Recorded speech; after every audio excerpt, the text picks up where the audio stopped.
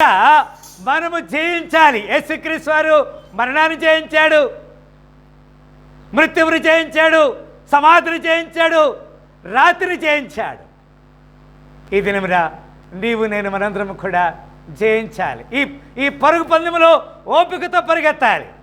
జయించడానికి దేవుడు మనం పిలిచాడు కదండి.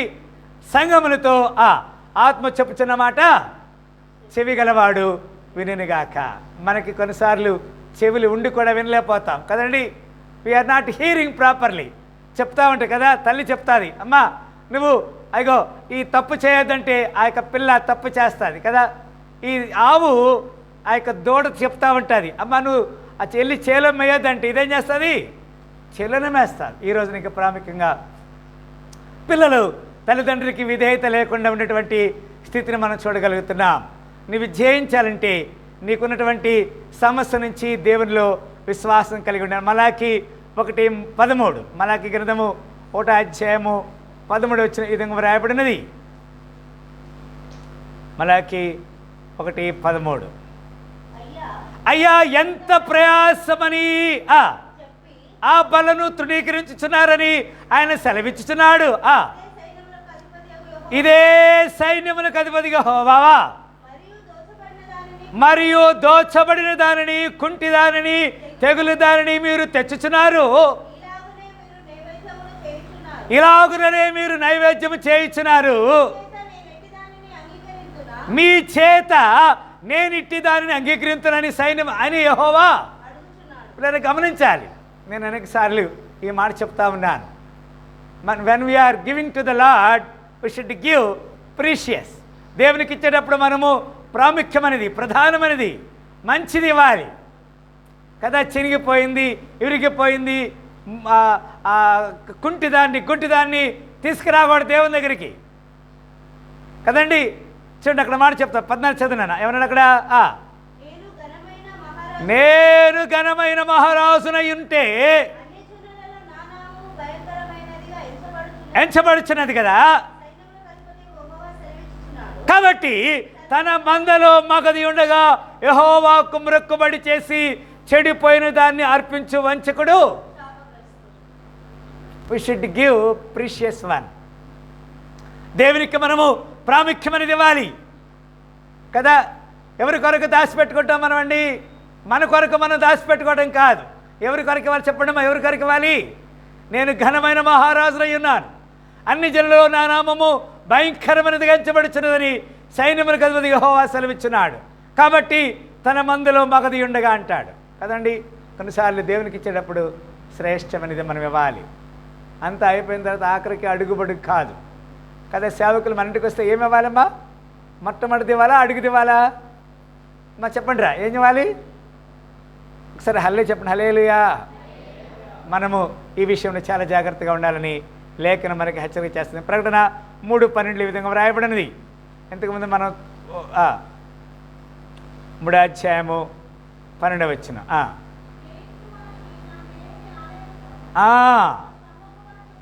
అది ఇక్కడ చక్కని మాట ప్రేర. ప్రకటనము 3:12 చెప్తున్నాడు, జయించువానిని నా దేవుని ఆలయములో ఒక స్తంభముగా నియమిస్తాడు. ఎవరైతే జయిస్తారో వారి విషయమే చెప్తున్నాడు. అందులో నుండి వాడు ఇక మీదట ఎన్నటికి వెలుపలికిపోడు. మరియు నా దేవుని పేరును పరలోకములో నా దేవుని యొద్ద నుండి దిగివచ్చిన నూతనమైన యెరూషలేమును నా దేవుని పట్టణపు పేరును, నా క్రొత్త పేరును వాని మీద వ్రాస్తానని చెప్తున్నాడు. ఇప్పుడేరా మనందరికీ దేవుడు నూతనమైన పేరు ఇస్తాడు. మనకున్నటువంటి పేరు కాదు. పరలోకములో నా దేవుని యొద్ద నుండి దిగివచ్చుచున్న నూతనమైన యెరూషలేమును నా దేవుని పట్టణపు పేరును, నా క్రొత్త పేరును వారికి ఇస్తాను. రండి మనం గమనించాలి. జయించిన వారితో కలసి నీ సింహాసనము నే చేరగా, జయించిన వారితో కలసి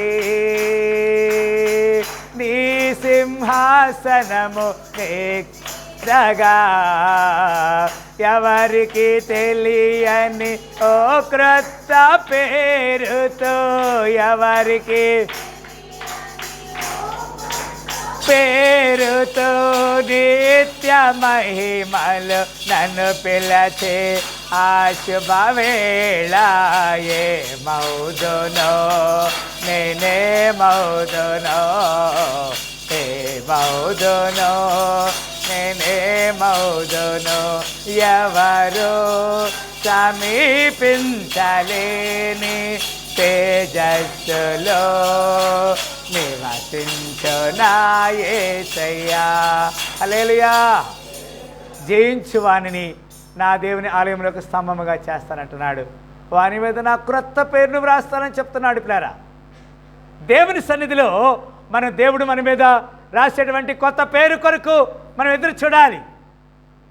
దేవుడు మన పేరు పెట్టి పిలుస్తాడు, ఒక్కొక్కరిని పేరు పెట్టి పిలుస్తాడు. అలాంటి పేరు కలిగి ఉండాలని లేఖనములు ఇక్కడ మనకు తెలియజేస్తున్నాడు. ద్వితీయోపదేశకాండము 11వ అధ్యాయము 14వ వచనం.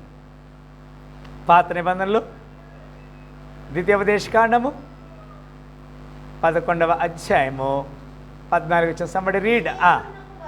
మీ దేశమునకు వర్షము అనగా తొలకరి వానను కడవరి వానను దాని దాని కాలమును కురిపించెదను.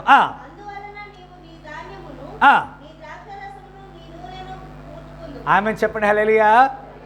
దాని దాని కాలంలో దేవుడు కదండి, that I will give you the rain of your land in his due season, the first rain and the later rain, that the mayest greater in the corn and the wine and దైన్ oil.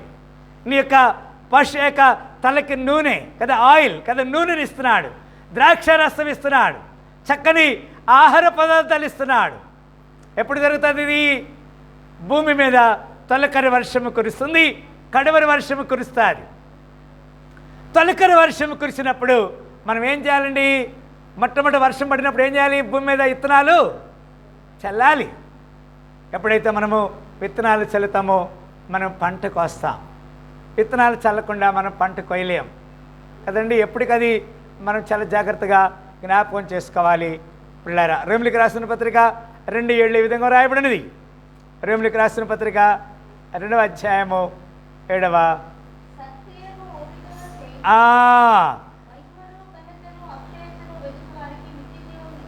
ఇక్కడ గమనించాలి పిల్లారా, ఇక్కడ వాక్యము మనం అర్థం చేసుకుంటున్నాము. సత్క్రియను ఓపిక చేయాలి. సత్క్రియ అంటే ఏంటి? మంచి పని, దేవుని పని, మంచి పని ఏం చేయాలి? ఓపికతో చేయాలి కదా. ఓపికత అంటే ఏంటి? ఉదాహరణకి మనము స్టవ్ మీద రైస్ పెట్టాము, ఒక 10 నిమిషాలన్నా వెయిట్ చేయాలి.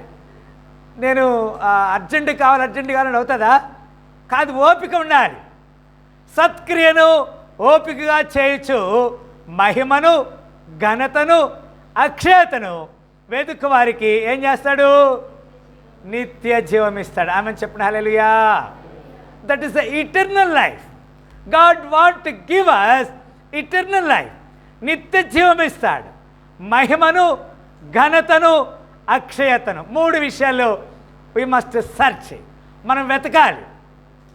ఇది వెతకకుండా దేవుని దగ్గరికి వచ్చి నేను వచ్చాను వెళ్ళిపోయానంటే కాదు పిల్లారా.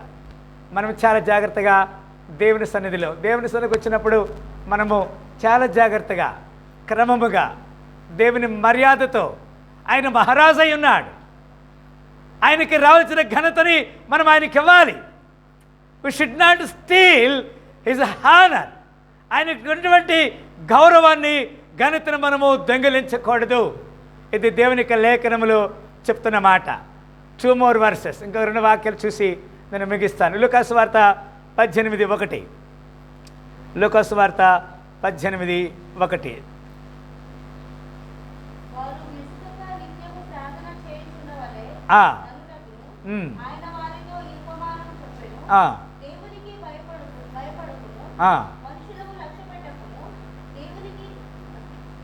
సరిగ్గా వారు విసుకక నిత్యము ప్రార్థన చేయడం వలనటకు ఆయన వారితో ఈ ఉపమానం చెప్పాను. దేవునికి భయపడకయు మనుషులను లక్ష్య పెట్టరు. ఈ రోజుల్లో మనము ఇది జరుగుతుంది చాలామందిలో. దేవుణ్ణి లక్ష్య పెడతలేదు, మనుషుల్ని, దేవుణ్ణి భయపడతలేదు, మనుషుల్ని. ఎవరైనా మనుషులు ఎదురుగా వస్తే నువ్వేంది నాకు చెప్పేది అన్నట్టుగా ఉన్నారు. దేవుని దగ్గరికి అయితే నెలకొకసారి. అవునా? హల్లెలూయా. అందరూ హల్లెలూయా చెప్పండి. హల్లెలూయా. దేవునికి భయపడకయో మనుషులు లక్ష్య పెట్టకయో ఉండి ఒక న్యాయాధిపతి ఒక పట్టణంలో ఉండాను. ఆ పట్టణంలో ఒక విధవరాలు ఉండాను. ఆమె అతని యొద్దకు తరచుగా వచ్చి నా ప్రతివాదికి నాకును న్యాయము తీర్చమని అడుగుచూ వచ్చను. కానీ 4వ వచనంలో ఏమన్నాడు అక్కడ? అతడు కొంతకాలం ఒప్పుకోలేదు. ఈ విధంగా చెప్తా ఉన్నాడు. ఈ విధవరాలు వెళ్ళి ఆ న్యాయాధిపతిని, అయ్యా నాకు న్యాయం తీర్చమంటుంది. ఆ న్యాయాధిపతి హీ డోంట్ కేర్ అని లెక్క చేయట్లేదు. ఒకరోజు అయిపోయింది, 2 రోజులు అయిపోయింది, చాలా దినములు గడుస్తుంది. ప్రతిరోజు అయ్యా నాకు న్యాయం తీర్చని వెళ్తుంది. ఆయనేమో లెక్క చేయట్లేదు. ఆ తర్వాత ఆయనలో ఒక మార్పు వచ్చేసింది. ఏమన్నాడంటే, ఈ విధవరాలు మాటి మాటికి వచ్చి నా దగ్గర లెక్క చెప్పమంటుంది కదా, తీర్పు తీర్చమంటుంది కదా, నేను వెళ్ళి ఆమెకి తీర్పు తీరుస్తానని అతనిలో ఒక మార్పు వచ్చేసింది. దేవుడు కూడా నిన్ను నన్ను మన జీవితంలో ఒక మార్పు కొరకు ఆయన ఎదురు చూస్తున్నాడు. పిల్లరా, మార్పు చెందాలి. We should change, we should repentance, we must repent all our sin. మన పాపముల నుంచి మనం పశ్చాత్తాపడాలి. అప్పుడు దేవుడు మనకి నిత్య జీవాన్ని ఇవ్వడానికి ఆయన సిద్ధంగా ఉన్నాడు కదండి. We must fear to the lord. దేవునికి భయపడాలి. అండ్ ఆల్సో ఏమన్నాడు అక్కడ? And also respect to the neighbour. నీ పొరుగు వారిని ఏం చేయాలి? గౌరవించాలి. ఈ రోజున నన్ను తప్పుగా అర్థం చేసుకోవద్దు. నేను ఈ మాట చెప్తున్నప్పుడు నా అర్థం చేసుకోవద్దు. ఒక 4-5 బస్తాలు బియ్యం ఉంటే ఇంకా వేరే వాళ్ళని లెక్క చేసేవాళ్ళు ఈ రోజుల్లో తర్వాత చూసుకుందాం, ఎవరైనా ఎదురొస్తే నీతో నాకేందమ్మా, నీతో ఏంది అన్నట్టుగా ఉంటారు. నన్ను తప్పుగా అర్థం చేసుకోవద్దు. ఆమె చెప్పిన హల్లెలూయా. మనుషులకి భయపడాలి, లక్ష్య పెట్టాలి, దేవునికి భయపడాలి, మనుషులకి గౌరవించాలి. నీ పొరుగువారిని, నిన్న వల్ల నీ పొరుగువారిని ఏం చేయాలి? గౌరవించాలి. ఈ రోజున మనం చూస్తే ఇంగ్లాండ్ దేశంలో ఒక రాణి ఉంటుంది కదా, తెలుసు కదా, ప్రపంచానికి ఆమె రాణి. ఆమె వచ్చి మామూలుగా సాధారణంగా ఇట్లా ఒక పక్కన కూర్చుంటుంది, ప్రార్థనలో కూర్చుంటుంది. ఎంతమంది తెలుసు కదండి? కింగ్ చార్లెస్ ఉన్నాడు. ఆయన కూడా ఆదివారం చర్చిలో కూర్చుంటాడు. నేనేంది ఒక రాజ్యానికి రాజుని కదా, నాకేం అవసరము అనుకోడు ఆయన. ఒకసారి ఒక రాణి అంట ఆ మందిరానికి వెళ్ళి కూర్చుందంట. ఆమె మంచిగా ఖరీదైన వస్త్రాలు వేసుకొని పర్ఫ్యూమ్స్ రాసుకొని వచ్చి కూర్చుంది. ఆ పక్కన ఒక గరీబురాలు ఒక పాప కూర్చుందంట. కూర్చుంటే ఆమె ఈ రాణి వచ్చి కూర్చున్న తర్వాత అక్కడి నుంచి వెళ్ళిపోతుందంట. ఆమె అందంట, లేదు బిడ్డ, నువ్వు నేను ఇద్దరమే దేవుని దగ్గర సమానమని చెప్పిందంట. ఆమె చెప్పిన హల్లెలూయా. రాణి అయినా, ప్రధానమంత్రి అయినా, నువ్వెవరివైనా, ఇంజనీర్ అయినా, శాస్త్రవేత్తమైనా, డాక్టర్ గారు అయినా, యాక్టర్ గారు అయినా, ఎవరైనా సరే దేవుని దగ్గర నీ పొరుగును నువ్వు లక్ష్య పెట్టాలి. నీ యొక్క ఇరుగు పొరుగును గౌరవించాలి. అది దేవుడు కోరుకున్నాను కదండి. దేవునికి భయపడకయు మనుషులను లక్ష్య పెట్టకయుండి ఒక న్యాయాధిపతి ఒక పట్టణంలో ఉండెను. మనం చాలా జాగ్రత్తగా ఈ విషయాన్ని గమనించాలి ప్రేరా కదా. ఒకసారి ఒక విషయం జరిగింది. అందరూ కూడా హల్లే చెప్పండి. హల్లెలూయా. ఎందుకు కొంతమంది చెప్తున్నారు హల్లెలూయా. సౌండ్ తక్కువ వస్తుంది కదా, అవునా? ఎక్కువ సౌండ్ పెట్టేయా కొంచెం. హల్లెలూయా. రైట్. ఈ మాట చెప్పి ఇంకొక వాక్యం చదివి నేను మిగిస్తాను. ఒకసారి అంట అందరూ కూడా నేను ప్రశ్న అడుగుతా ఈ మాట చెప్పిన తర్వాత. ఒకసారంట ఒక అతను ఒక బావి అమ్మాడంట. బావి అంటే తెలుసు కదా, బావి అంటే తెలుసు కదా. ఆ బావి అమ్మాడు. బావిలో ఏముంటాయి? బంగారం ఉంటుందా? ఏముంటాయి? నీళ్ళు ఉంటాయి. బావిలో ఏముంటాయి? రైట్, ఓకే, సరే. బావి అమ్మాడంట. బావి అమ్మితే ఆయన 10,000 రూపాయలు ఇచ్చి కొనుక్కున్నాడు. కొనుక్కున్న తర్వాత ఆ రెండో రోజు ఆయన వచ్చాడంట ఇక్కడికి. ఇగో నేను ముందే చెప్తున్నాను నీకు బావిని మాత్రమే అమ్మా 10,000కి, నీళ్లు మాత్రం నేను అమ్మలేదు అన్నాడంట. వీడికి షాక్ అయిపోయింది. అరే బావి కొనుక్కున్నప్పుడు ఏం దొరుకుతాయి? నీళ్ళు కూడా దొరుకుతాయి కదా. అరే ఈడు ఏం చేయాలి ఈడిని అని చెప్పేసి ఆలోచన చేసి మళ్ళీ ఈడికి ఒక ఆలోచన వచ్చిందంట. ఈడన్నాడంట, నేను కూడా అదే చెప్పబోతున్నాను, నువ్వు ఎప్పుడైతే బావిలో నీళ్లు ఖాళీ చేస్తావో, నాకు బావిలో నీళ్లు ఖాళీ చేసినా తొందరగా ఎన్ని రోజులైతే బావిలో నీళ్ళు ఉంటే అన్ని రోజులు నువ్వేం చేయాలి, కిరాయి కట్టాలని చెప్పాడంట. ఎంతమందికి అర్థమైంది? నాకు అర్థం కాల. అర్థమైందా? వీడు తెలియగలవాడు ఏం చేస్తున్నాడంటే, ఆ బావి మాత్రమే నీకు అమ్మాను, నీళ్ళు అమ్మలేదు అని చెప్పేసి వాడిని మోసం చేద్దామని చూశాడు. వాడేం చేస్తున్నాడు, నువ్వు తొందరగా ఈ బావిలో నీళ్లు ఖాళీ చేస్తే నేను బావి తీసుకుంటాను, ఎన్ని రోజులైతే నీళ్ళు ఉంటాయో అన్ని రోజులు నువ్వేం కట్టాలి, కిరాయి కట్టాలి. ఇప్పుడు ఎవరెవరు తెలియగల వాళ్ళు, ఎదుటి వారిని మోసం చేస్తే ముందు మనం కూడా మోసపోతాం. మనుష్యులను లక్ష్య పెట్టాలి, దేవునికి భయపడాలి కదండి. దేవునికి భయపడతామంటే ఏం చేయాలి, దేవునికి ఇచ్చే కానుక విషయంలో దొంగతనము చెయ్యాలి కదా. అవునా? చెప్పండి అమ్మా, ఎంతమంది చెప్తున్నారు? అది దేవునికి భయపడకయో మనుషులను లక్ష్య పెట్టకయో ఉండి ఒక న్యాయాధిపతి, మన రాజు న్యాయాధిపతిగా ఉన్నాడు. ఆమె చెప్పండి హల్లెలూయా. యేసు రాజు రాజుల రాజై త్వరగా వచ్చుచుండే, యేసు రాజు రాజుల రాజై